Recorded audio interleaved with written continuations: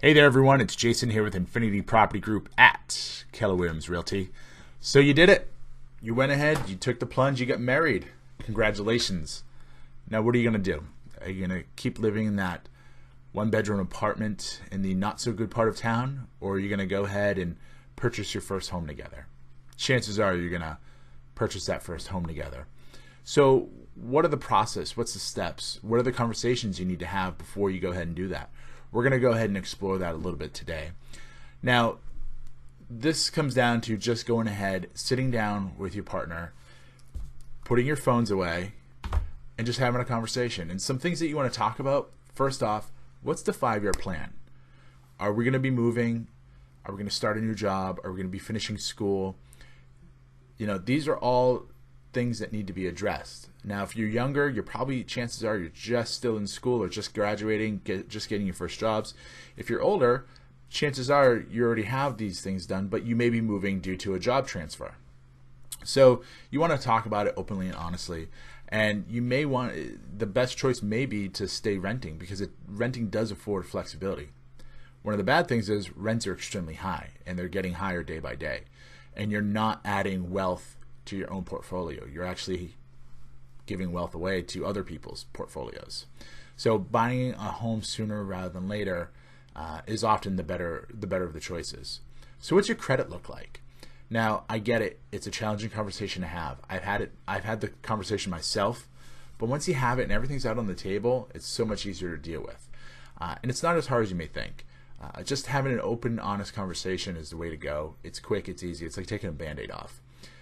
One of the good things that come out of it, if the credit's not so good, that's okay. You can deal with it. There are plenty of ways to get your credit back up, get it fixed, and get it back on track, so that you can take advantage of more appealing financing programs.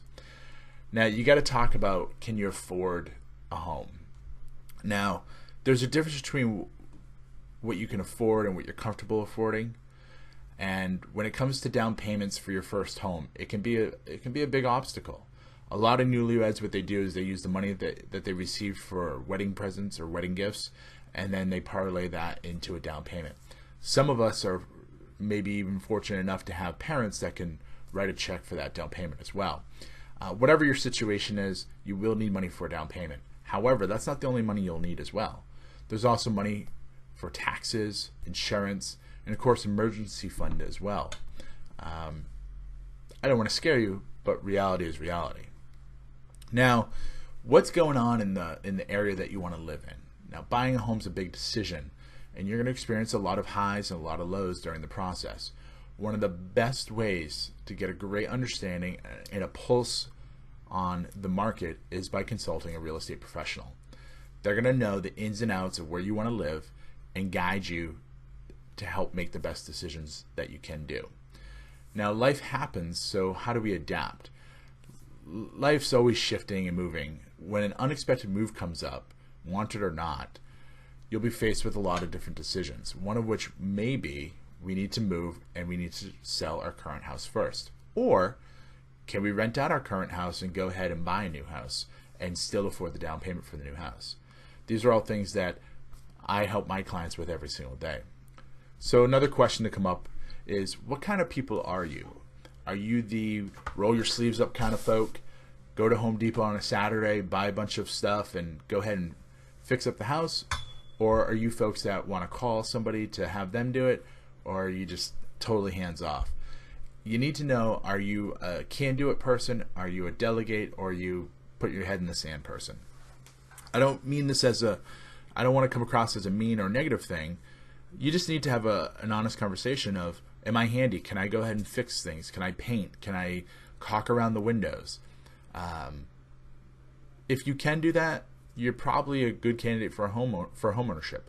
If you don't want to do that, but you can afford somebody else to do it, then go ahead. Homeownership's where it's at. If you want to be completely hands-off, perhaps then a condo or a townhouse may be a better option, where the homeowner association actually takes care of the outside. So these are all things that you have to consider as well. So you sat down, you had a heart-to-heart, and you arrived at an answer to the questions above.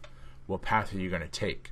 Are you going to continue renting, or you're going to have a slice of the classic American dream and start the homeownership process.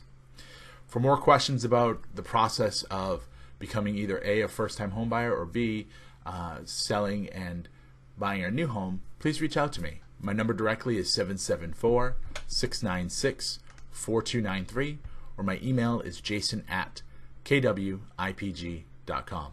Look forward to all the questions and comments, and we'll see you on the next episode. Have a great day.